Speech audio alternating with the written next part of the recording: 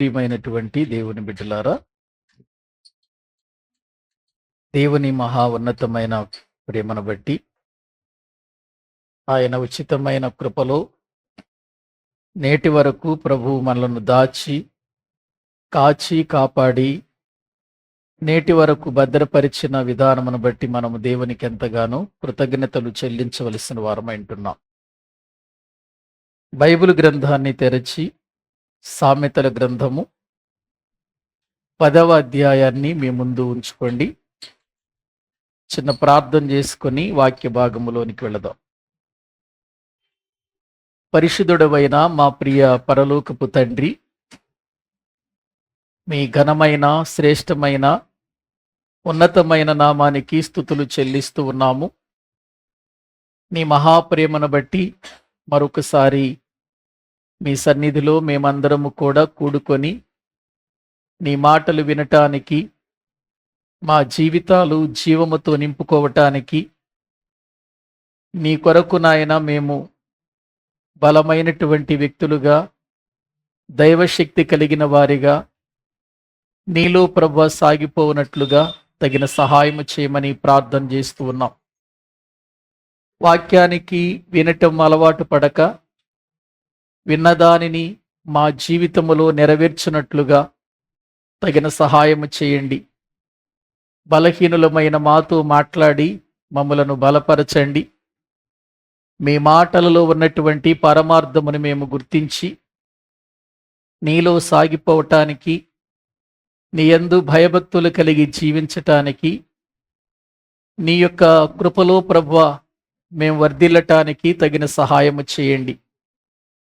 జీవము కలిగిన నీ మాటలు మేము వింటున్నప్పుడు మాలో ఆధ్యాత్మికమైనటువంటి ఆ జీవాన్ని కలిగి అనేకులకు మేము వెలిగిచ్చేవారిగా, అనేకులకు మేము ప్రభువా నాయన మాదిరికరమైన జీవితాన్ని చూపించేవారిగా చేయండి.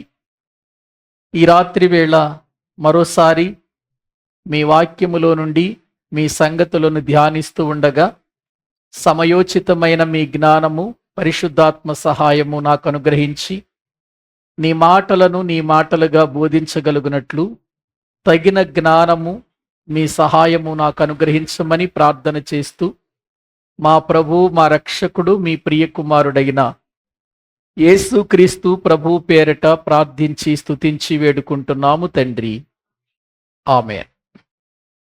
మంచిది. ప్రభునందు ప్రియులారా, దైవ గ్రంథములో నుండి మనము సామెతల గ్రంథాన్ని ధ్యానం చేస్తూ ఉన్నాము. సామెతల గ్రంథములో నుండి మనము 10వ అధ్యాయము వరకు వచ్చాము. 10వ అధ్యాయములో మనము 11 వచనాలు ధ్యానం చేశాం. ఈ సామెతల గ్రంథంలో మనకు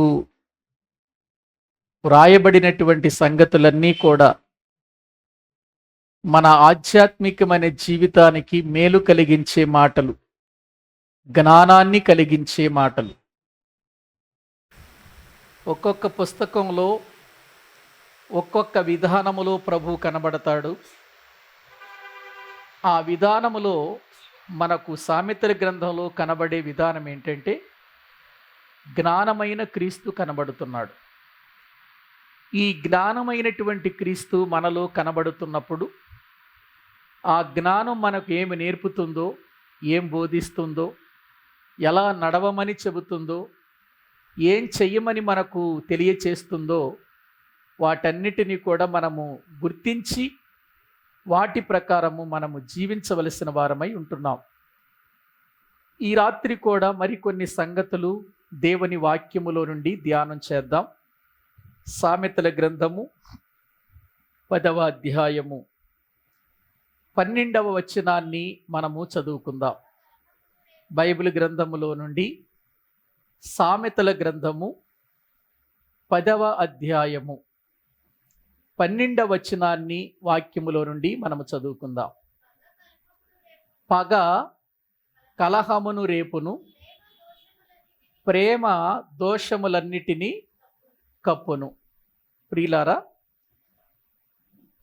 ఈ 10వ అధ్యాయములో మనము చదువుకున్న 12వ వచనంలో పగ, ప్రేమ, రెండు మాటలు మనకు కనబడుతున్నాయి. పగ, ప్రేమ అనే ఈ రెండు మాటలు ఒకదానికి ఒకటి వ్యతిరేకమైన పదాలు. పగ అనేది హృదయంలో ఉంటే ప్రేమ ఉండదు, ప్రేమ అనేది హృదయంలో ఉంటే పగ ఉండదు. ఇదే మనకు సూత్రం. మన జీవితంలో మనం ఆధ్యాత్మికంగా మెలుగుతున్నాం, ప్రేమ కలిగి బ్రతుకుతున్నాము అనటానికి కారణం ఈ రెండిట్లోనే మనకు కనబడుతుంది. మనలో ప్రేమ ఉంది అని చెబితే మనలో ఏం కనబడకూడదు? పగ కనబడకూడదు. మనలో పగ ఉంది అని అంటే మనము ఏం కోల్పోతాం? ప్రేమను కోల్పోతాం. ఈ రెండు వ్యతిరేకమైనవి. చీకటి వెలుగు ఎలాగో ప్రేమ పగ కూడా అంతే. చీకటి ఉన్న చోట వెలుగుండదు, వెలుగున్న స్థలములో చీకటి ఉండదు. రెండు కలిసి ఉంటాయా? చీకటి వెలుగు రెండు కలిసి ఉంటాయా? ఉండలేవు. వెలుగొస్తే చీకటి వెళ్ళిపోతుంది. ప్రియులారా, వెలుగు వెళ్ళిపోతే చీకటి ప్రవేశిస్తుంది. కాబట్టి దేవుని వాక్యాన్ని మనము గుర్తించినప్పుడు మనము ఏం కలిగి ఉన్నాము అనేది చాలా అవసరం. ఇక్కడ భక్తుడు మాట్లాడుతూ పగ కలహమును రేపును అని వాక్యంలో చూస్తున్నాం.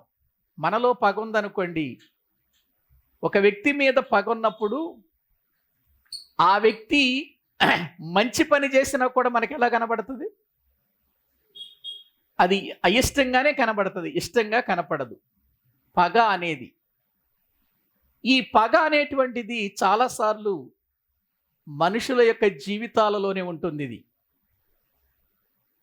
కొన్నిసార్లు మనం మాట్లాడుతూ ఏమంటామంటే, ఏంట్రా నా మీద పాము పగబట్టినట్టు పట్టావేంటి అని అంటాం. సైన్స్ ప్రకారం చూస్తే అసలు పాము పగబట్టదు అనేది సైన్స్ చెబుతున్న విషయం. మనమేమో పాము పగబడుతుంది, పాములు పగబడతాయని మనం అనుకుంటాం. కానీ శాస్త్రీయంగా చూస్తే పాములు పగబట్టవు అనేది శాస్త్రీయం చెబుతుంది. బైబిల్ కూడా చెబుతుంది పాములు పగబట్టవని. ఒకవేళ పగ అనేది ఉంటే ఎవరికి ఉంటుంది? మనిషికే ఉంటుంది, మనిషికే ఉంటుంది. దేవుని వాక్యంలో పగ, ద్వేషం అనేటువంటి ఇవి, పగ అనేది మనలో ఉంటే మనకు నష్టాన్ని కలిగిస్తుంది, ప్రేమ అనేది ఉంటే నష్టాన్ని జయిస్తుంది. ఈ రెండు కూడా మన జీవితంలో ఏ రీతిగా ఉన్నాయి, ఏది మనలో పనిచేస్తుంది అనేది మనము గుర్తించాలి. పగ అనేది ఎప్పుడు కూడా కలహము కోసం ఎదురు చూస్తుంది. కలహము, ఎవరితో కలహం పెట్టుకోవాలా, ఎవరితో గొడవలు పెట్టుకోవాలా, ఎవరితో మనము ప్రియులారా మన జీవితాల్లో కయ్యమందాలా అని ఎదురు చూస్తూ ఉంటాయి పగ. ప్రేమ అనేటువంటిది క్షమాపణ కోరుకుంటుంది. పోనివలే అంటే అన్నారు, పోనివలే కొడితే కొట్టారు, పోనివలే అంటే ప్రేమ అనేటువంటిది మనిషి యొక్క జీవితంలో సహనాన్ని నేర్పిస్తుంది, క్షమాపణ నేర్పిస్తుంది. పగ అనేది కలహాన్ని రేపుతుంది అనే విషయం మనము తెలుసుకోవాలి. ఎందుకంటే అంతకుముందు ఈ పగను గురించి కూడా చాలా విషయాలు మనము నేర్చుకున్నాం. ప్రియులారా, మనిషికి కోపం రావటం వేరు, ఎదుటి వ్యక్తి మీద కోపం రావటం వేరు, కోపము పగగా మారటం వేరు. కోపం అనేటువంటిది కొద్దిసేపే ఉంటుంది. ఆ కొద్దిసేపు మాత్రమే ఆ కోపం పని చేస్తుంది. ఆ తర్వాత ఆ కోపం పోతే ఏమీ ఉండదు. ఆ కోపాన్నే మనలో ఉంచుకుంటే పాపముగా మారి పగగా అది మనల్ని కాటువేస్తుంది. పగ అనే విధానం మన జీవితంలోనికి వచ్చింది అని అంటే అది పోవటం చాలా కష్టం అండి, చాలా కష్టం. మనందరికీ తెలుసు, బైబిల్ గ్రంథంలో మొదటి మనుషుడైనటువంటి కయీను తన తమ్ముడైనటువంటి హేబేలు మీద పడి చంపటానికి కారణం కోపాన్ని అణుచుకోలేకపోయాడు, సత్క్రియ చేయలేకపోయాడు. దేవుడొచ్చి నీవు సత్క్రియ చేస్తే తల ఎత్తుకుంటావు అని చెప్పి నువ్వు తొందరపడవద్దు అని చెప్పినా కూడా దేవుడు చెప్పిన తర్వాత తన తమ్ముణ్ణి చంపాడు అని అంటే ఆ కోపాన్ని ఏం చేసుకోలేదు, అతడు తొలగించుకోలేదు. బైబిల్ ఏం చెబుతుంది అని అంటే కోపపడండి, పాపం మాత్రం చెయ్యకండి అన్నాడు. కోపము ఎంతవరకు నిలిచి ఉండాలి అని అంటే సూర్యుడు అస్తమించేంత వరకే నిలిచి ఉండాలి. ఇక ఆ తర్వాత అది మనలో కనపడకూడదు, మనలో ఉండకూడదని దేవుని వాక్యం మనకు నేర్పిస్తున్న ప్రేమ కలిగినటువంటి మాట అది. లేఖనములో ఏశావు యాకోబుల చరిత్ర మనకు తెలుసు. ఏశావు యాకోబులు ఎవరి కుమారులు? ఇస్సాకు కుమారులు. ఇస్సాకు రెబెకా యొక్క కుమారులు వాళ్ళిద్దరు. దేవుడు చిన్ననాడే వారు కడుపులో ఉన్నప్పుడే పెద్దవాడు చిన్నవానికి దాసుడవుతాడు అని దేవుడు చెప్పాడు. ఎందుకంటే భవిష్యత్ ఎరిగిన దేవుడు. ప్రియులారా, ఏశావు యొక్క జీవితం ఎలా ఉంటుందో ఆయనకు తెలుసు, యాకోబు యొక్క జీవితం ఎలాగుంటుందో ఆయనకు తెలుసు. ఏశావు పెద్దవాడైన తరువాత అతడు వేటాడుట యందు నేర్పరి అయి వేటకు వెళ్ళి ప్రతిరోజు వేటాడిన మాంసం తీసుకొస్తూ ఉండేవాడు. యాకోబు తన తల్లి దగ్గరే ఉంటూ తన తల్లితో పాటు జీవిస్తూ ఉండేవాడు, ఆ ఇంటిలోనే ఉండేవాడు. ఒక రోజున ఆకలితో వచ్చాడు ఏశావు ఇంటికి. యాకోబు కలగూర వంటకం వండుతున్నాడు. తమ్ముడిని అడిగాడు, తమ్ముడు ఆకలిగా ఉంది, కలగూర వంటకం నాకు పెట్టు అని అన్నాడు. అప్పుడు యాకోబు ఏమన్నాడు?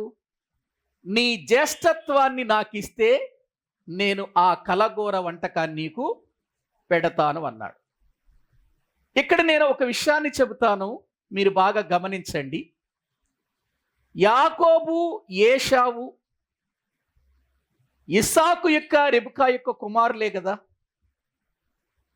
కూర వండుతున్నప్పుడు ఏశావు వెళ్ళి అడగాల్సిన అవసరం ఏమీ లేదు. ఆ ఇల్లు తనదే గనుక, వారంతా ప్రియులరా ఒకే కుటుంబము గనుక వెళ్ళి వేసుకుని తినే స్వతంత్రత అతనికి ఉంది. కానీ ఇతడు వెళ్ళి వంట చేస్తున్నాడు కనుక యాకోబు వెళ్ళి అడుగుతున్నాడు. సరే, జ్యేష్ఠత్వం ఇవ్వు అని అడిగిన తర్వాత ఆలోచించాలి కదా. ఈ జ్యేష్ఠత్వం అనేటువంటిది నాకు నేనుగా తెచ్చుకున్నది కాదు, ఇది నాకు దేవుని యొక్క కృప ద్వారా దొరికినటువంటిది అని గుర్తించవలసినటువంటి ఏశావు అసలు ఆ జ్యేష్ఠత్వం యొక్క విలువేంటో, జ్యేష్ఠత్వం అసలు ఎందుకు ఇశ్రాయేలీలలో ఉన్నదో, ఆ హక్కేంటో, ఆ హక్కుకున్నటువంటి బాధ్యత ఏంటో గుర్తించకుండానే అతడు ఆ వంటకం కోసం, ఆ ఒక్క పూట కూటి కోసం ప్రియులారా దాన్ని జ్యేష్ఠత్వాన్ని అమ్మివేశాడు. మరి జ్యేష్ఠత్వం అనేటువంటిది ఎవరికి వెళుతుందో ఆశీర్వాదం కూడా వారికి వెళ్ళాలి. చాలా మంది ఏమంటారంటే యాకోబు మోసం చేశాడు, మోసగాడు అంటారు. నేను అనను యాకోబుని మోసగాడని. ఎందుకని? దేవుడు ముందే చెప్పాడు కదా, పెద్దవాడు చిన్నవానికి ఏమైపోతాడు. మరి ఆ వాగ్దానం నెరవేరాలి అని అంటే ఇప్పుడు దేవుని యొక్క బాటలో యాకోబు నడుచుకోవాలా వద్దండి? అసలు ఒక మాట చెబుతాను, యాకోబు మోసగాడు అనే మాట బైబిల్లో ఎక్కడైనా ఉందా?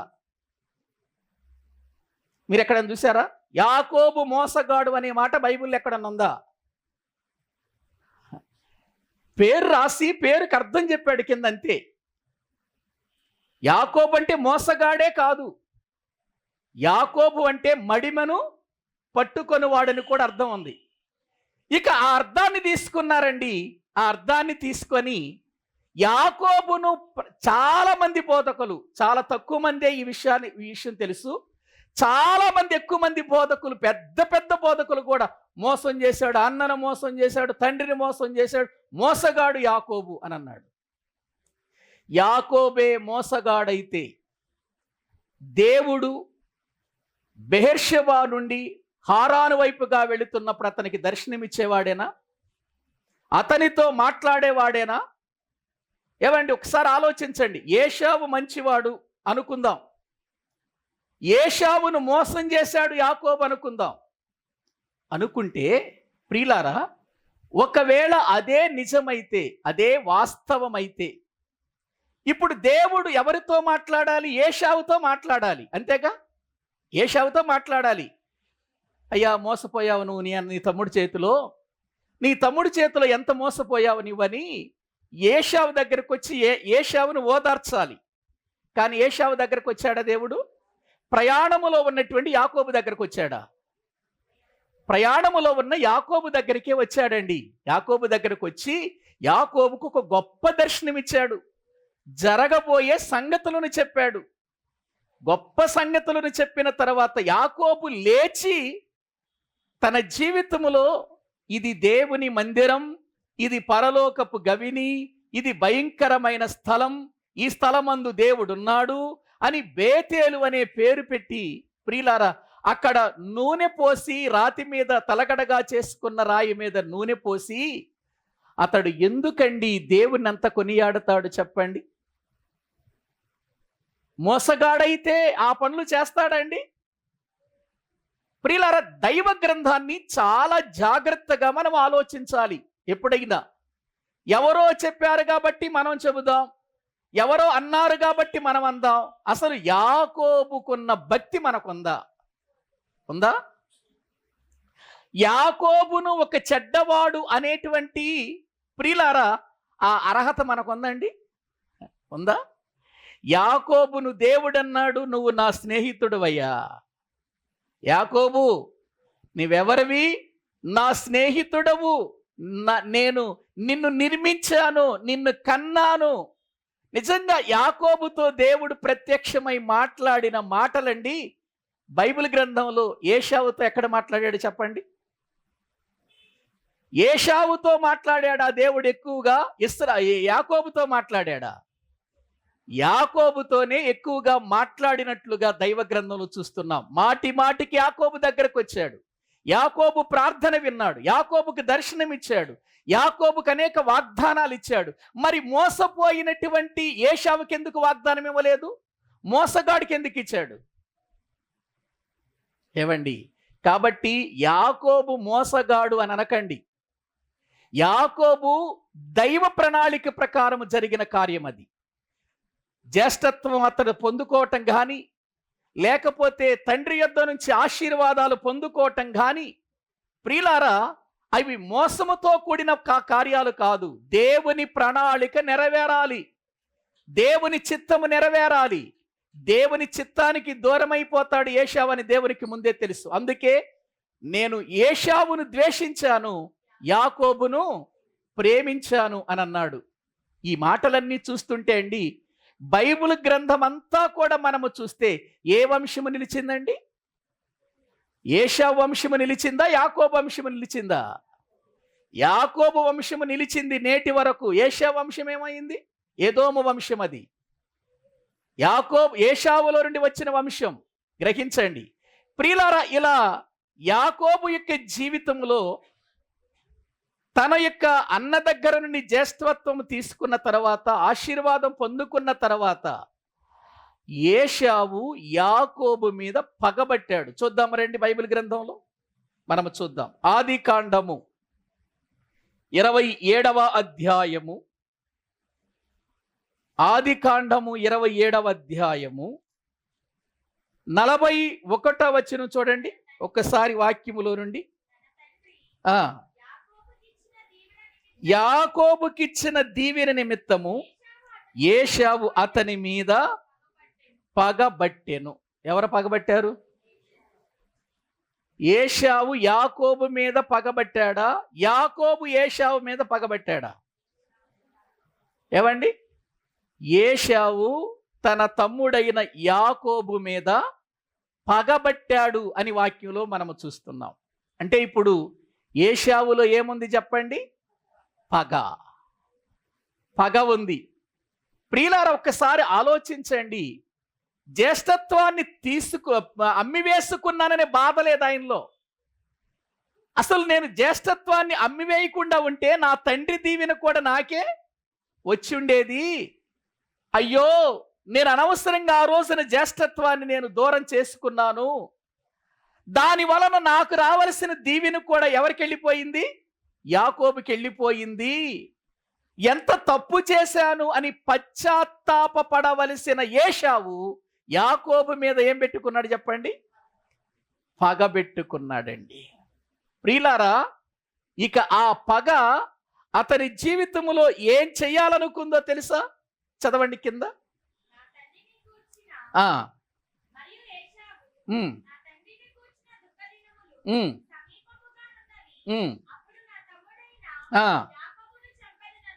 ఏమనుకుంటున్నాడు? యాకోబుని ఏం చేయాలనుకుంటున్నాడు? చంపాలి అని అనుకుంటున్నాడు. ఏశావు యాకోబుని చంపాలి. ఎందుకు? చంపాల్సినంత పని ఏం చేశాడు? పశ్చాత్తాపడవలసింది అతడు, దిద్దుకోవలసింది అతడు, సరిచేసుకోవలసింది అతడు. బాగా ఆలోచించండి. ఎందుకు? దేవుడు తన కృప ద్వారా ఇజ్రాయేలు జనాంగములో జ్యేష్ఠులకిచ్చిన హక్కును ఏం చేసుకున్నాడు అతడు? ఎంత ఎంత ఎంత ఎంత డబ్బుకు పోగొట్టుకున్నాడు? ఎంత ఆస్తికి పోగొట్టుకున్నాడు? ఒక్క పూట కూటి కోసం దేవుడు చాలా బాధపడ్డాడు ఆ విషయంలో. ఒక్క పూట కూటి కోసం తన జ్యేష్ఠత్వాన్ని అమ్మి వేసుకున్న ఏశావు లాంటి భ్రష్టుడు అన్నాడు దేవుడు. ఎవరిని? ఏశావును భ్రష్టుడు అని దేవుడు అన్నాడు, కానీ యాకోబును భ్రష్టుడు అని అన్నాడు ఎక్కడన్నా? పొరపాటులు ఉన్నాయి, యాకోబులో కూడా చిన్న చిన్న పొరపాట్లు ఉన్నాయి. కానీ దేవుడు యాకోబు దగ్గరకు వచ్చి దర్శించినప్పుడల్లా యాకోబు జాగ్రత్త పడ్డాడు. ఏశావులో పశ్చాత్తాపం లేదు, జ్యేష్ఠత్వం పోయిందని, ఆశీర్వాదం పోయిందని. పోయిన తర్వాత వచ్చి ప్రియులారా తన జీవితంలో ఏడ్చాడు, ప్రయోజనం లేకుండా అయిపోయింది. ఇప్పుడు యాకోబు మీద పగబట్టాడు. ఇప్పుడు యాకోబును ఏం చేయాలనుకుంటున్నాడు ఏశావు? చంపాలి. నా తండ్రి చనిపోయే కాలం దగ్గరకు వచ్చింది, దుఃఖ దినాలు సమాప్తమైపోయిన తర్వాత అప్పుడు చంపుతాను అని అనుకున్నాడు. ప్రియులారా, అప్పుడు వాళ్ళు ఏం చేశారు చూడండి ఒకసారి. దేవుని వాక్య భాగములో ప్రియులారా మనము చూస్తే చదవండి కింద. రెబ్కా తన పెద్ద కుమారుడైన ఏశావు మాటలను గూర్చి వినినప్పుడు ఆమె తన చిన్న కుమారుడైన యాకోబును పిలువనంపి అతనితో ఇట్లనెను, ఇదిగో నీ అన్న అయిన ఏశావు నిన్ను చంపేదనని చెప్పి నిన్ను గూర్చి తన్ను తాను ఓదార్చుకొనుచున్నాడు. చాలు. దేవుని వాక్యములు 28వ అధ్యాయం 1వ వచనం చదవండి. పిలిపించి, నీవు కనాను కుమార్తెలలో ఎవతిని వివాహం చేసుకొనకూడదు, నీవు లేచి పద్దనరాములోనున్న నీ తల్లికి తండ్రి అయిన బెతూయేలు ఇంటికి వెళ్ళి అక్కడ నీ తల్లి సహోదరుడగు లాబాను కుమార్తెలలో ఒకదాన్ని వివాహం చేసుకొనమని. ఇప్పుడు యాకోబు తన సొంత ఆలోచనతో వెళుతున్నాడా లాబాను ఇంటికి? తల్లిదండ్రులు చెప్పిన మాటతో వెళుతున్నాడా? ఏమండి, పైన తల్లి చెప్పింది కదా, నా సహోదరుడైన లాబాను ఇంటికి వెళ్ళమని 43వ వచనంలో 27-43లో చెప్పిందా?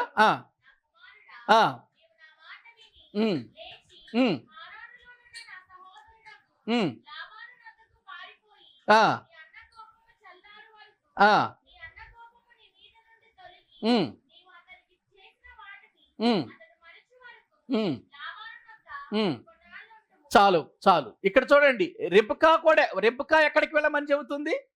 లాబాను ఇంటికి వెళ్ళమంటుంది. యాకోబు ప్రియులారా ఇస్సాకు గారు ఎక్కడికి వెళ్ళమని చెబుతున్నాడు? అంటే తల్లిదండ్రులు ఇద్దరు కూడా యాకోబుని ఎక్కడికి పంపిస్తున్నారు? లాబాను ఇంటికి పంపిస్తున్నారు తల్లిదండ్రులు. అయ్యా, నువ్వు ఇక్కడ కుమార్తెల్లో పెళ్లి చేసుకోవద్దు, నువ్వు వెళ్ళు, లాబాను కుమార్తెల్లో ఒకదాన్ని పెళ్లి చేసుకో అని ఇస్సాకు చెబుతున్నాడు. నీ అన్న కోపము చల్లారే వరకు నువ్వు అక్కడే ఉండు, వెళ్ళు అని లాబాను ఇంటికి వెళ్ళమని ఎవరు చెబుతున్నారు? ప్రియులారా, రెబ్కా కూడా చెబుతుంది. తల్లిదండ్రులు ఇద్దరు మాట విని బయలుదేరి వెళుతున్నాడు. 28:10లో యాకోబు బెహెర్షెబా నుండి ఇప్పుడు తల్లిదండ్రుల మాట విని ఏం చేస్తున్నాడు చెప్పండి? ఏమండి? హారానుకు వెళుతున్నాడు తల్లిదండ్రుల మాట విని. మరి ఏశావు 27:46 చదవండి. ఉమ్, ఆ, ఆ, ఆ, ఉమ్, ఉమ్.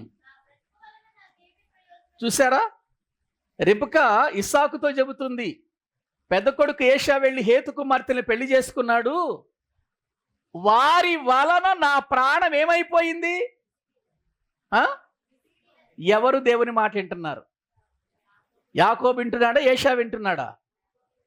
తల్లిదండ్రులకు తెలియకుండా వెళ్ళిపోయి హేతు కుమార్తెలను చేసుకొచ్చేశాడు. దాని వలన రెబెకా యొక్క ప్రియుల ప్రాణం ఏమైపోతుంది? విసిగిపోయింది. ఇప్పుడు యాకోబు కూడా అటువంటి పనే చేస్తే ఇంకా నా బ్రతుకు ప్రయోజనం లేదు, నేను చావటమే మంచిది అని అంటుంది. అందుకని ఇప్పుడు యాకోబును లాబాను ఇంటికి పంపిస్తున్నారు ఇద్దరు. ప్రియులారా, ఎంతగా చక్కగా యాకోబు తల్లిదండ్రుల మాట విని వెళుతున్నాడో ఆలోచించండి. ఇటువంటి యాకోబుని ఏంటండి మోసగాడు అంటారు, ఇటువంటి ఏశావునేమో అసలు ఎవరు ఏశావుని గురించి ఎవరు కూడా భ్రష్టుడని కానీ, లేకపోతే దేవుడు చెప్పిన విధానములో శపించబడిన వాడన్న సంగతి మాటి మాటికి చెప్పరు. యాకోబునే మోసగాడు అంటూ ఉంటారు. యాకోబును దేవుడు దర్శించిన విధానం, దేవుడు యాకోబుతో మాట్లాడిన విధానం చాలా గొప్పదండి. యాకోబులో ప్రియులారా ఎటువంటి వంకరతనము లేదంటాడు బైబిల్ గ్రంథంలో. ఏశావు జీవితాన్ని గురించి మాట్లాడేటప్పుడు ఎన్ని శాపకరమైన మాటలు మాట్లాడతాడు. ఎందుకంటే దేవుడు యాకోబును ప్రేమించాడు. ప్రేమించటానికి కారణం యాకోబు కూడా దేవుని మాట ప్రకారం అతడు ప్రయాణించాడు, వెళ్ళాడు అని దైవ గ్రంథంలో మనము చూస్తూ ఉంటున్నాం. ఇప్పుడు యాకోబు కూడా ఏశావులాగా పగబెట్టుకుంటే వాళ్ళిద్దరికి ఏమవుతుంది చెప్పండి? ఏమవుతుంది? కలహమేగా. పగ కలహాన్ని రేపుతుంది. ఇప్పుడు ఏం చేస్తాడన్నా, రానివ్వు, నేనేమన్నా దొంగతనంగా తీసుకున్నానా? అతడు ఆ రోజున వచ్చి అడిగాడు, చిక్కుడుకాయల కూర అడిగాడు, జ్యేష్ఠత్వం ఇమ్మన్నాను, ఇచ్చేశాడు. ఆ రోజు ఆలోచించలేదు. నేనేమి అతని దగ్గర బలవంతంగా లాక్కోలేదు కదా, రాని ఏం చేస్తాడో అని ఆయన కూడా నిలబడ్డాడు అనుకో.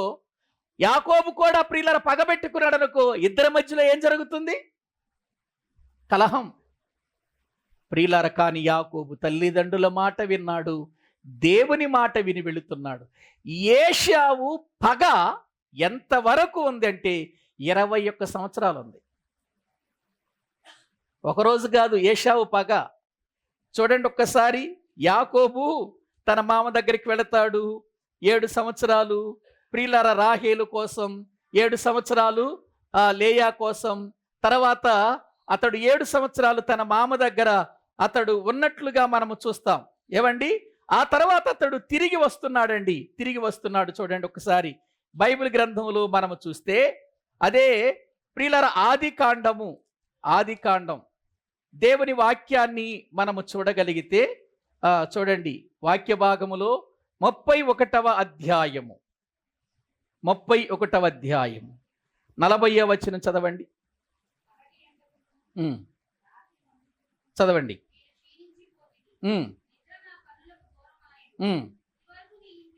ఇది వరకు నీ ఇంటిలో 20 ఏండ్లు ఉంటిని, నీ ఇద్దరు కుమార్తెల నిమిత్తము ఎన్ని సంవత్సరాలు?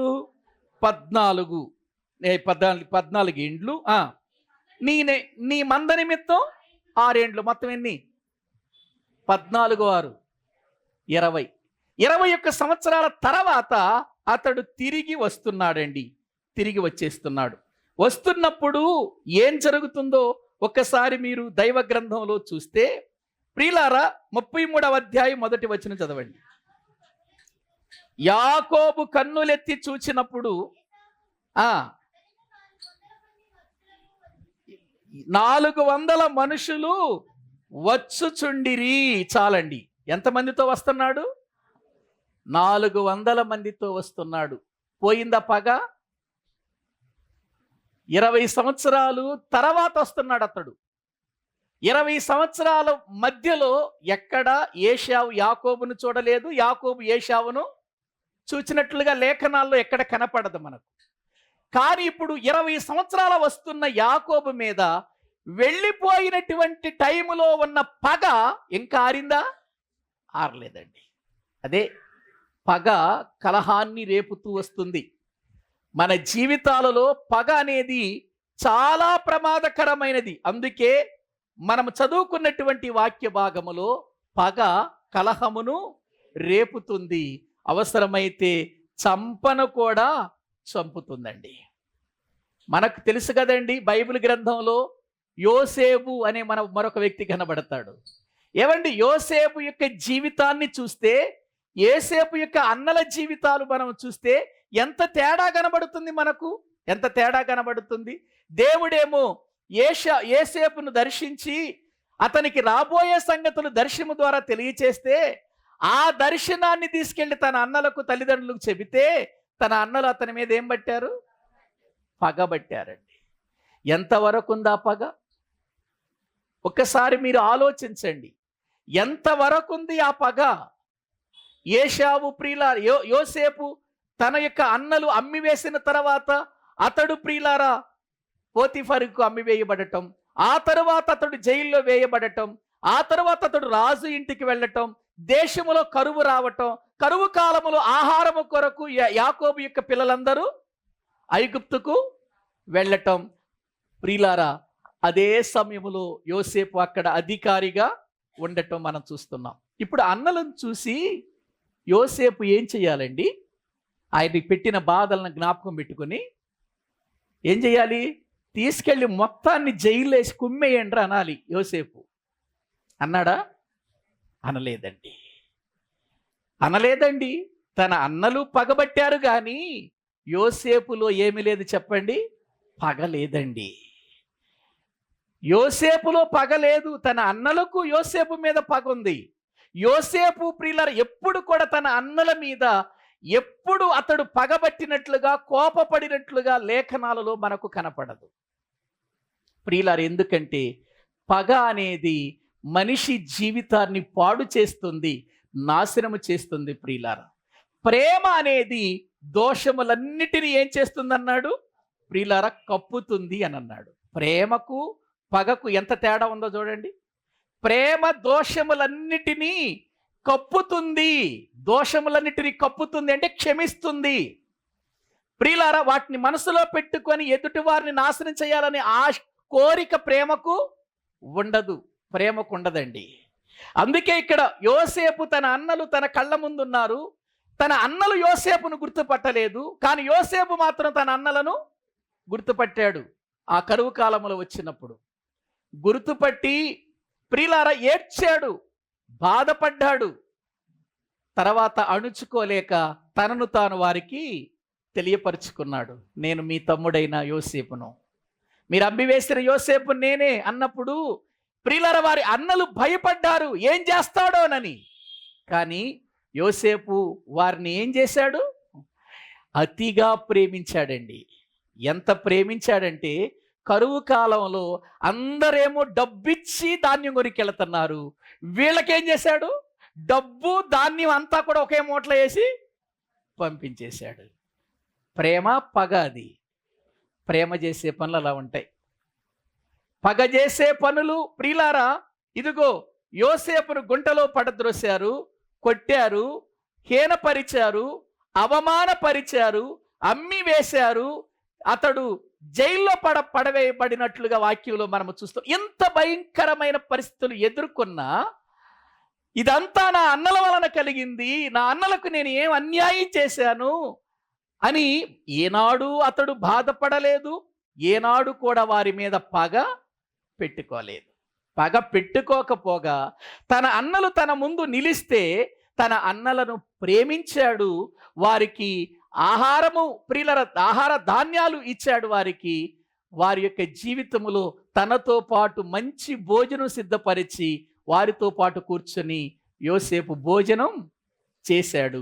చేసిన తర్వాత మీరు వెళ్ళండి, ఇంకా కరువు కాలం చాలా కాలం ఉంది, మీరు వెళ్ళి తల్లిదండ్రులను మన వారందరినీ తీసుకురండి, మిమ్మల్ని అందరినీ నేను పోషిస్తాను ఇక్కడ అన్నాడు. ఏంటది? ప్రేమ. ప్రేమ అండి అది.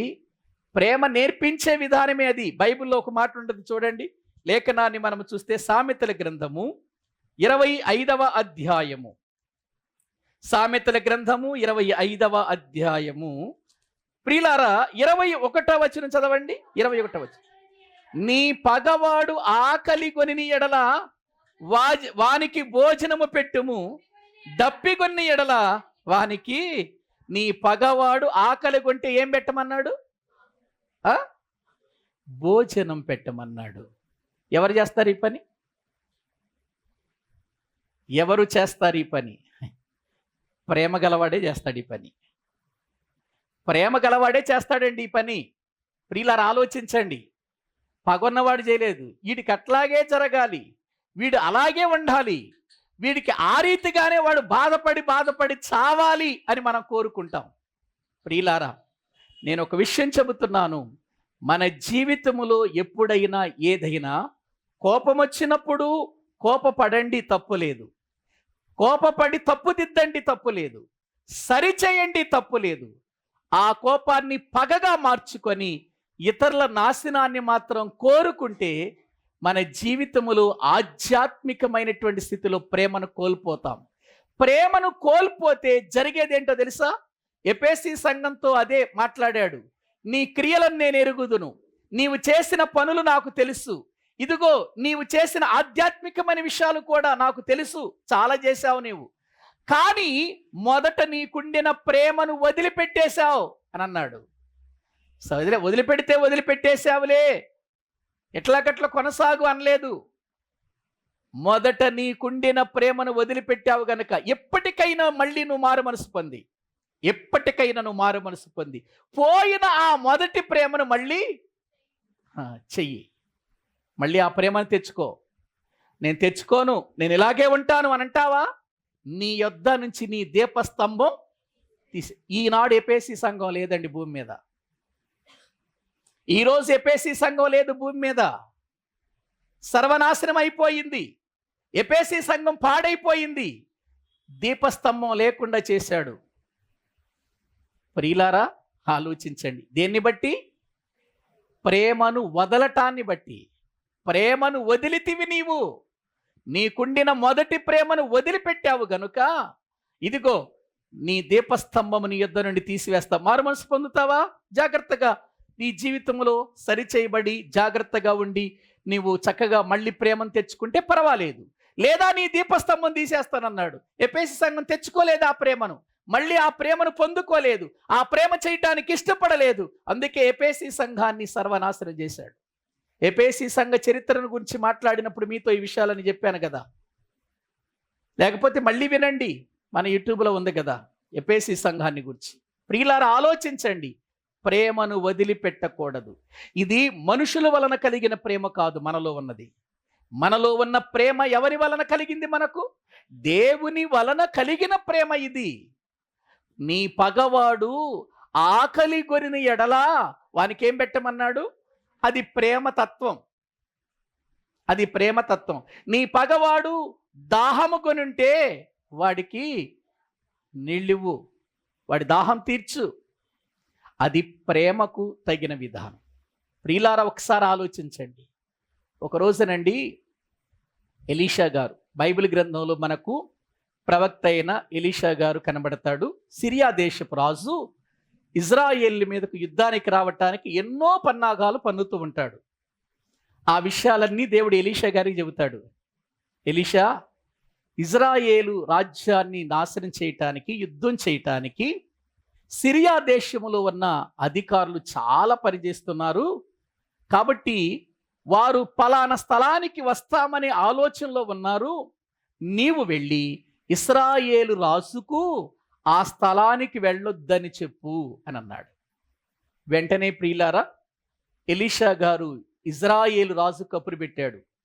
రాజా, సిరియా దేశపు రాజు నిన్ను నాశనం చేయాలని ప్రయత్నం చేస్తున్నాడు, యుద్ధం చేయటానికి పురికొల్పుతున్నాడు, ఫలానా స్థలములో అతడు ఉంటానని చెబుతున్నాడు, ఆ స్థలానికి మన వాళ్ళు ఎవరు వెళ్ళొద్దని చెప్పు అని అన్నాడు.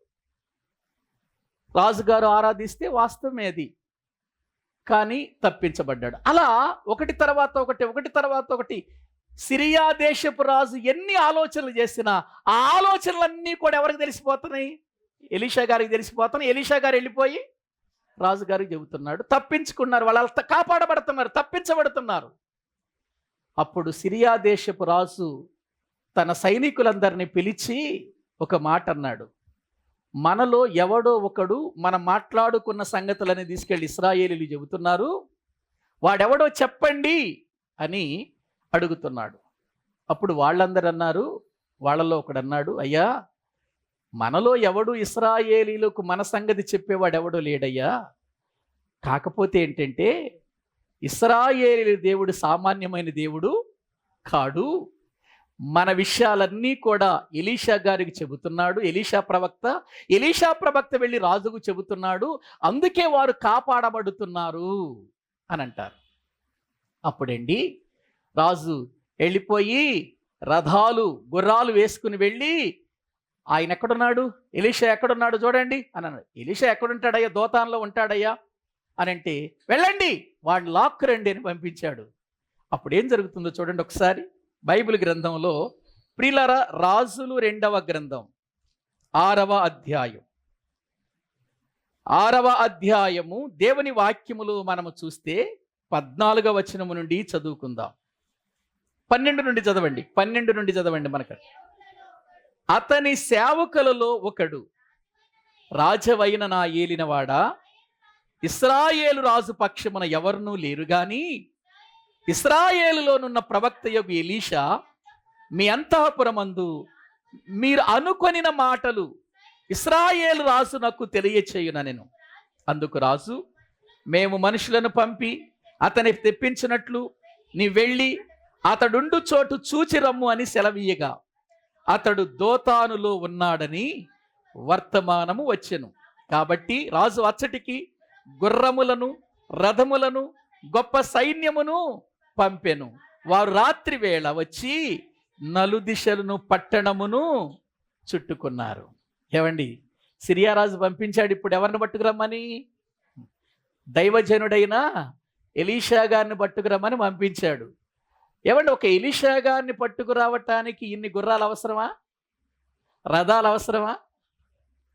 ఏమో, ఎక్కడ ఇశ్రాయేలీలు వీడిని పట్టుకుంటారేమోనని వీళ్ళు ఏం చేశారంటే వచ్చి పట్టణము చుట్టూ కొండ చుట్టూ కూడా నలుదిశలా ముట్టడేశారండి.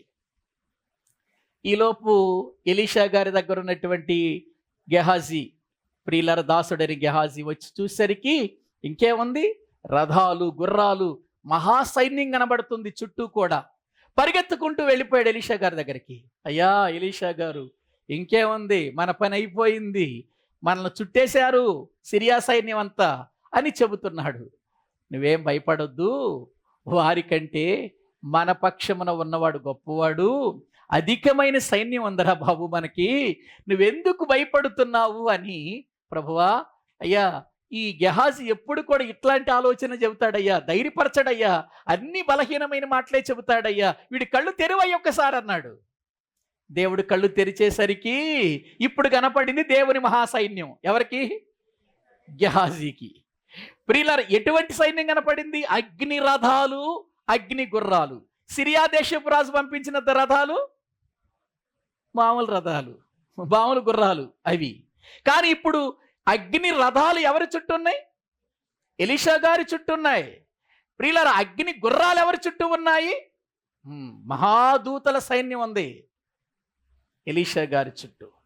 అప్పుడు వెంటనే ప్రియులారా వారు వచ్చేస్తున్నారండి. ఎవరిని పట్టుకుని వెళ్ళిపోవటానికి? ఎలీషా గారిని పట్టుకొని వెళ్ళటానికి. అప్పుడు ఎలీషా గారు గెహాజీ కళ్ళేమో తెరవమన్నాడు. ఇప్పుడు ఆ వచ్చిన వాళ్ళ సైన్యాన్నేమో కళ్ళు మూసేయి ప్రభు, గుడ్డోళ్ళని చేసే అన్నాడు. గుడ్డోళ్ళని చేసి అంధత్వంతో మొత్తేయి ప్రభు అన్నాడు. అంతే, వచ్చిన సైన్యమంతా అంధత్వంతో నిండిపోయారు. కళ్ళు కనపడకుండా అయిపోయింది. ఎటు వెళుతున్నారో తెలియట్లే, వాళ్ళు ఎటు పోతున్నారో తెలియట్లేదు. ఇదేంట్రా బాబు, ఇంతమంది సైన్యం కళ్ళు పోయినాయి ఏంటి, మనం ఎటు వెళ్ళాలి, ఏ రీతిగా మనం నడుచుకుని వెళ్ళాలి, మళ్ళీ తిరిగి మన దేశానికి మనం ఎలా వెళ్ళాలి, మన కళ్ళన్నీ కూడా ఇలా కమ్ముకుపోయినాయి ఏంటి, ఏం కనబట్టలేదేంటి. అప్పుడు ఎలీషా గారు అన్నాడు, దారెటు కాదు ఇటు రండి, దారెటు కాదు ఇటు రండి అని ప్రియులారా తీసుకొని ఇప్పుడు వెళుతున్నాడు అనమాట. ఎవరిని? ఈ జనాన్ని ఎలీషా గారు తీసుకొని ఎక్కడికి వెళ్ళాడో తెలుసా ప్రియులారా? ఎక్కడికి వెళ్ళాడో తెలుసా? ఇశ్రాయేలు రాజు ముందు నిలబెట్టాడు ఈ సైన్యం అంతటిని. ఇశ్రాయేలు రాజు ముందు నిలబెట్టగానే ఇశ్రాయేలు రాజుకు ఎంత ఆనందమో. ఎందుకు? యుద్ధం చేయకుండానే సైన్యం ఎక్కడికి వచ్చేసింది? మన చేతుల్లోకి వచ్చింది. మనము యుద్ధం చేయకుండానే దేవుడు మన మధ్యకి నడిపించేశాడు. అబ్బో, ఇప్పుడు వీళ్ళని ఏదైనా చేయొచ్చు అని ఎలీషాతో అన్నారు. రాజా, ఎలీషా దైవజనుడా, వీళ్ళని కొట్టమంటావా అని అంటున్నాడు ఆయన. అప్పుడు ఎలీషా గారు అన్నాడు, వాళ్ళని కొట్టొద్దు. నీవు యుద్ధం చేసేమన్నా సంపాదించావా? వాళ్ళని నీవేమైనా యుద్ధం చేసి వాళ్ళని లాక్కొచ్చావా? వద్దొద్దు. వాడు మనకు శత్రువు అయితే అవ్వచ్చు, వాడు మనకు విరోధి అయితే అవ్వచ్చు, మన నాశనం చేయడానికి వచ్చిన వాడైతే అవ్వచ్చు, కానీ వీళ్ళు అంధత్వంతో ఉన్నారు కాబట్టి వీళ్ళ మీ మధ్యకి తీసుకొచ్చాను. ఇప్పుడు వాళ్ళ కళ్ళు తెరవబడ్డాయి, వాళ్ళకి అర్థమైపోయింది పరిస్థితి, కాబట్టి వాళ్ళకి మంచి భోజనం పెట్టి పంపించంటున్నాడు. ఎవరికి? చూడండి, ఆ మాటలు చూడండి ఎంత బాగుంటాయోనండి. దేవుని వాక్య భాగములు మనము చూస్తే 21వ వచనమండి. అంతటా ఇశ్రాయేలు రాజు వారిని పారజూచి, నాయనా వీరిని కొట్టుదునా అని ఎలీషాను అడగగా, ఇశ్రాయేలు రాజు అంటున్నాడు, కొట్టమంటావా? అందుకే తీసుకొచ్చావు నా ముందుకు అంటున్నాడు.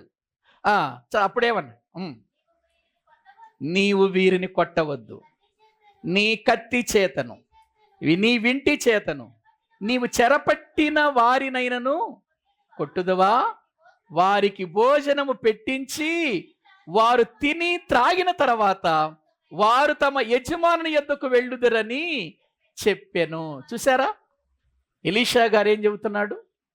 వాళ్ళు ఎవరండి? వీళ్ళకి శత్రువులు కదండి. ఎలీషా గారిని తీసుకెళ్ళిపోవటానికి కదా వాళ్ళు వచ్చింది. కానీ ఎలీషా గారిని తీసుకుని వెళ్ళటానికి వచ్చిన వీరిని ఎలీషా గారు ప్రియుల రాజుగారి దగ్గరకు తీసుకొచ్చి భోజనం పెట్టి పంపించమంటున్నాడు. ఏం ప్రేమ మరిది! శత్రువులకు ఏం పెట్టమంటున్నాడు? అందుకే దావీదు అంటాడు, నా శత్రువుల ఇంట నీవు నాకు భోజనము సిద్ధపరిచితివి. నీ పగవాడు ఆకలి కొనినప్పుడు వానికి భోజనం పెట్టమన్న విషయం ఇక్కడ నెరవేరుతుందా? ఎలీషా గారి జీవితంలో నెరవేరుతుందా? అది దైవ ప్రేమ.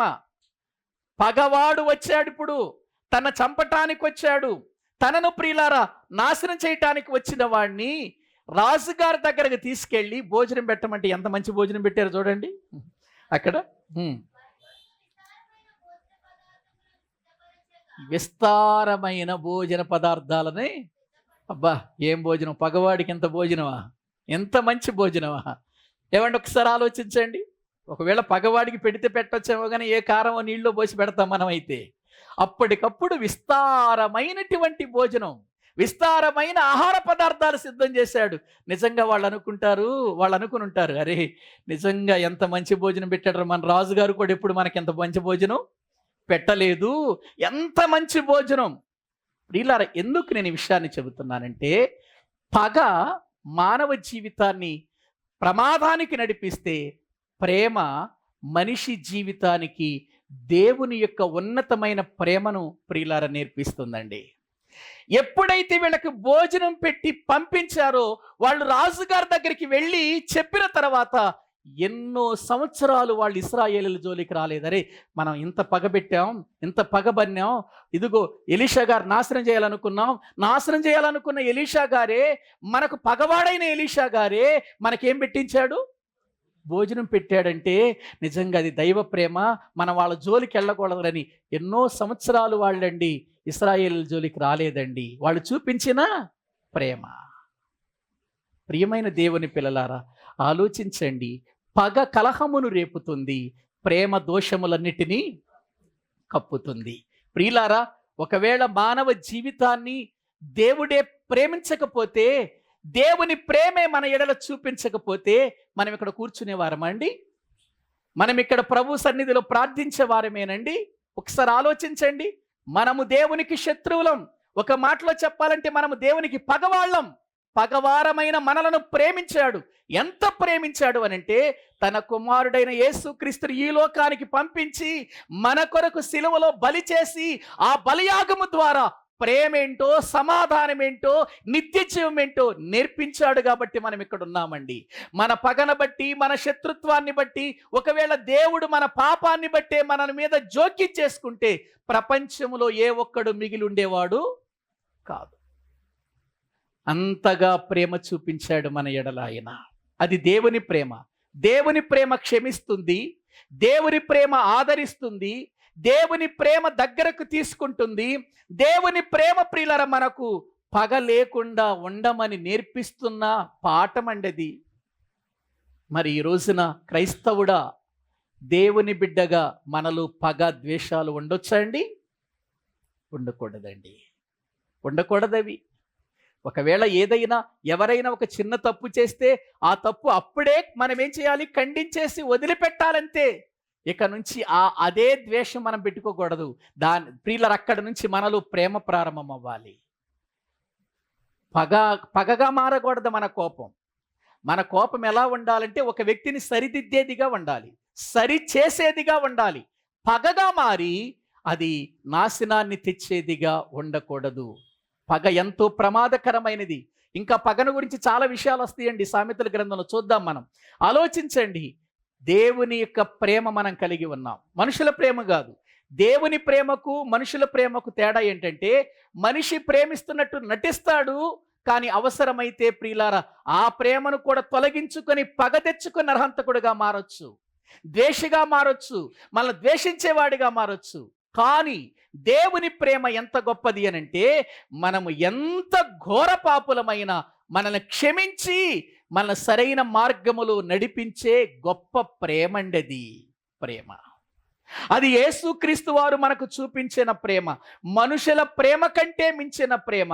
అన్నదమ్ములు, అక్క చెల్లెండ్రు, భార్య భర్తలు, బంధువులు, స్నేహితులు, వీరి ప్రేమలు వేరు. కానీ యేసుక్రీస్తు వారు మన ఎడల చూపించిన ప్రేమ వేరు. అందుకే పరలోకమందున్న దేవుడు ఎంతగా మనల్ని ప్రేమించాడు అంటే, తన కుమారుడిని చంపటానికి ఆయన ఇష్టపడ్డాడు, కానీ మనం చావటానికి ఆయన ఇష్టపడలేదు. తన కుమారుని సిలువలో బలి చేయటానికి ఇష్టపడ్డాడు, కానీ మనం బలైపోవటానికి ఆయన ఇష్టపడలేదు.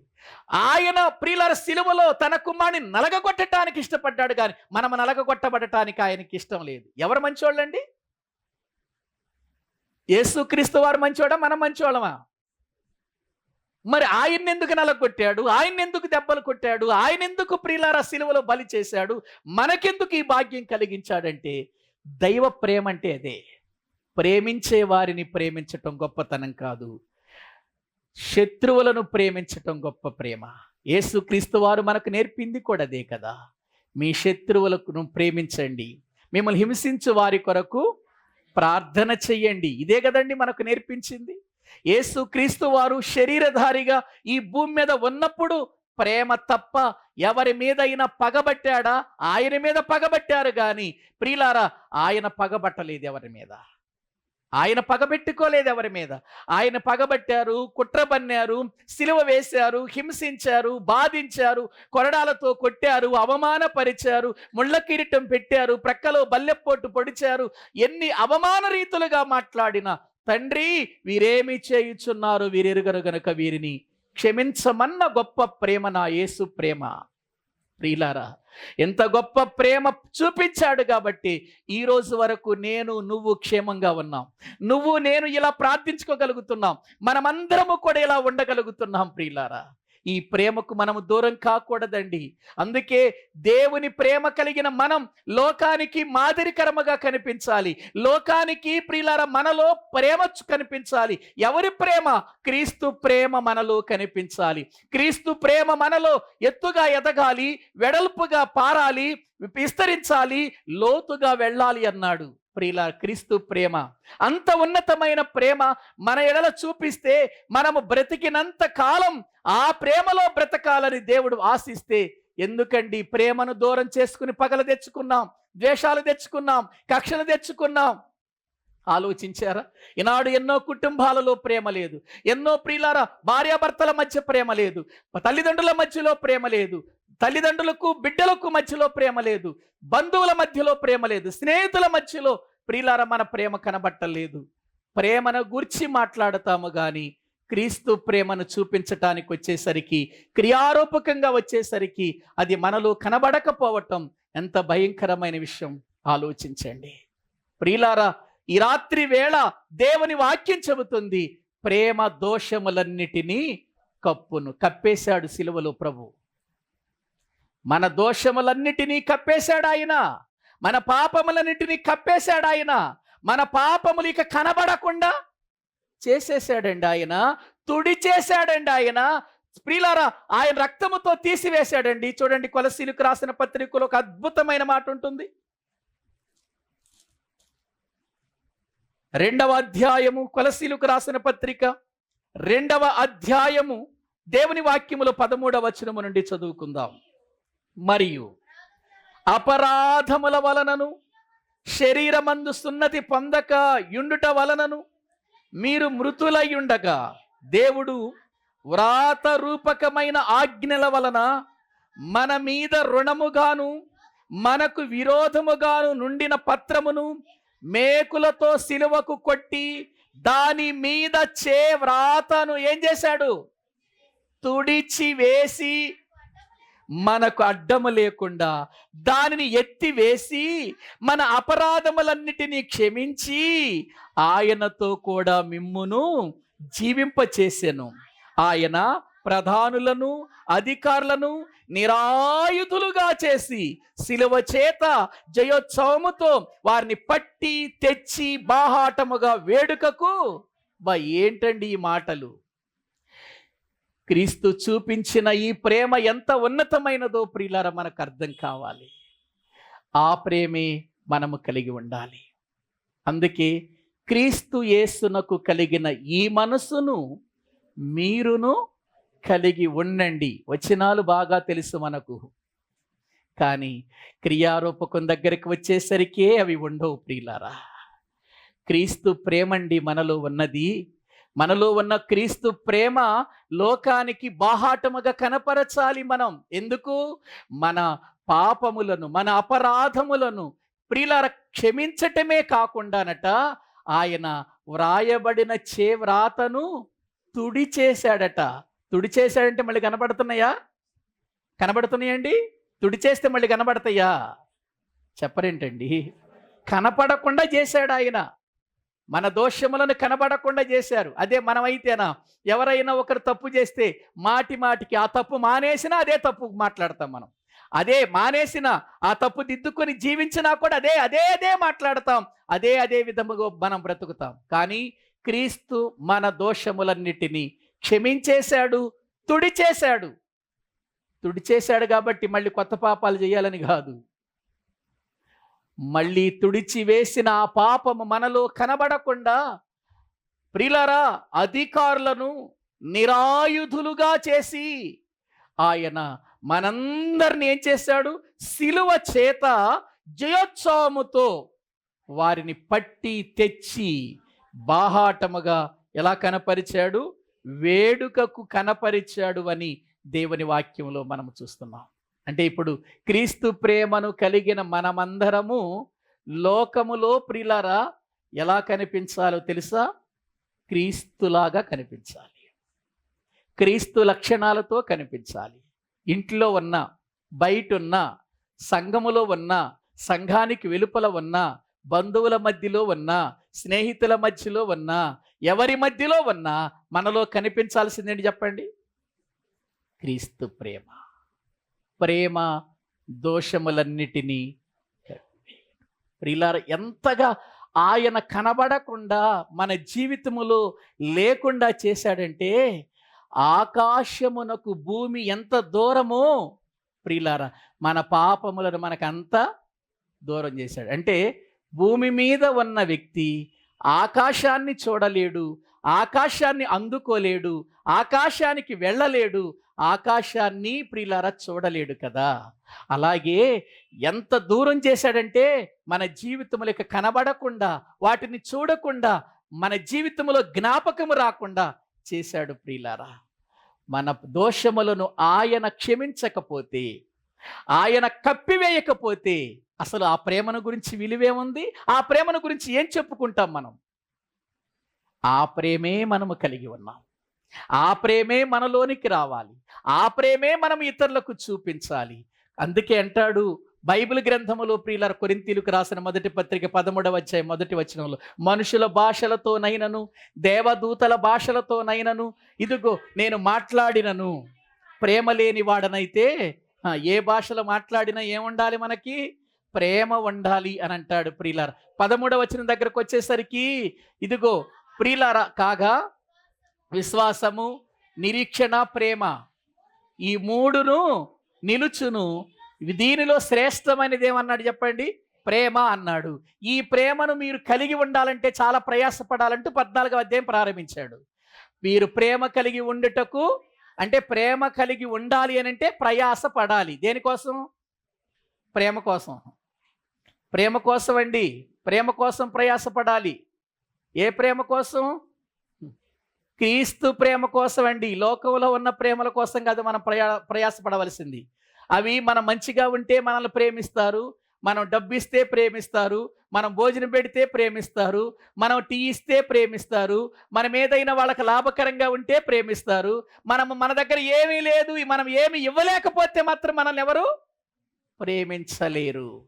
ఏమి ఇవ్వకపోయినా, మన జీవితంలో ఏమీ చూపించకపోయినా, మనలో ఏమీ ఉండకపోయినా, దేవుడు మన ఎడల చూపించిన ప్రేమ అగాపే ప్రేమ, ఉన్నతమైన ప్రేమ, లోకములో ఉన్న మనుషులన్నిటికంటే, అన్ని ప్రేమల కంటే కూడా ఉన్నతమైన ప్రేమ, ఏ మాత్రము కూడా దోషము లేని శాశ్వతమైన, పరిశుద్ధమైన, పవిత్రమైన, నిర్దోషమైన ప్రేమ మన ఎడల చూపించాడు. ప్రియులారా, అంత ప్రేమ మన ఎడల చూపించాడు కనుకనే సిలువలో ఆయన సంపూర్తిగా నలగగొట్టబడ్డాడు.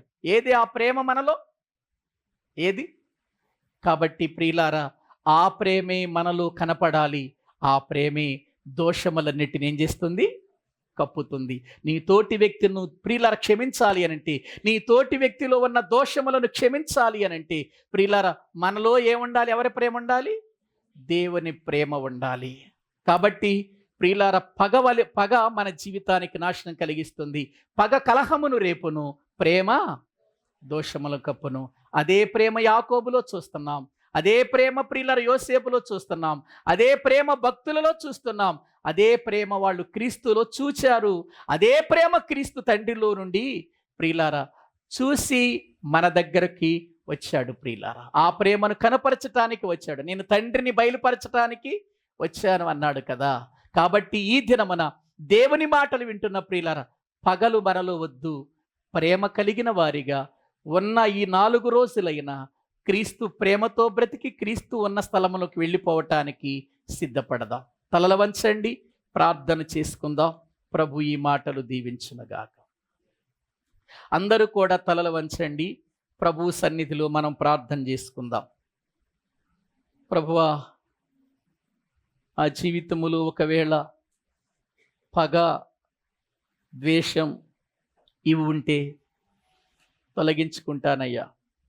ఎందుకంటే నా ఎడల చూపించిన ప్రేమ మచ్చలేని ప్రేమ, మధురమైన ప్రేమ చూపించావయ్యా.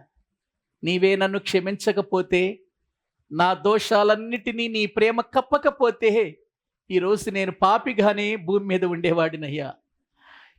ఈ లోకములో పాపాన్ని బట్టి నాయన నా జీవితం నరకానికి ఎడవబడేది నాయన.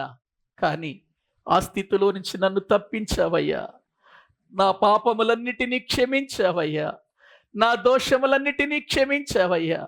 క్రీస్తు రక్తములో నన్ను కడిగావయ్యా. అయ్యా, నా జీవితాన్ని నీవెంతగా ప్రేమించినందుకు మీకు వందనాలు. అదే ప్రేమ మాలో కూడా ఉండాలని, మాలో చూడాలని మీరు ఆశపడుతున్నారయ్యా. ప్రార్థన చేసుకుందాం అందరూ. అయ్యా, ఆ క్రీస్తు ప్రేమను నేను నా భార్య ఎదుట కనపరచలేకపోతున్నాను. ఆ క్రీస్తు ప్రేమను నా భర్త ఎదుట నేను కనపరచలేకపోతున్నాను. ఆ క్రీస్తు ప్రేమ నా తల్లిదండ్రుల దగ్గర నేను కనపరచలేకపోతున్నాను. రక్షణ పొందానని చెప్పుకుంటున్నాను. అయ్యా, ఇదిగో నా పిల్లల దగ్గర నేను ఆ ప్రేమను చూపించలేకపోతున్నానయ్యా. అయ్యా, క్రీస్తు ప్రేమను ఎక్కడ కూడా నేను చూపించలేని స్థితిలో ఉన్నానయ్యా. కాబట్టి నాయన, ఆ స్థితి నాకొద్దు నాయన. నీ ప్రేమను కలిగి బ్రతకమని వాక్యం చెబుతుందయ్యా. పగ అనేది నాశనానికి నడిపిస్తుంది.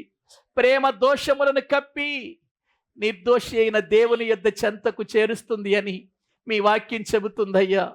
పగవాడు ఆకలి గురినప్పుడు భోజనం పెట్టమని చెప్పిన మాట నీ భక్తులలో ఎంతగా మేము చూడగలిగాం. అది క్రీస్తు ప్రేమ నాయన.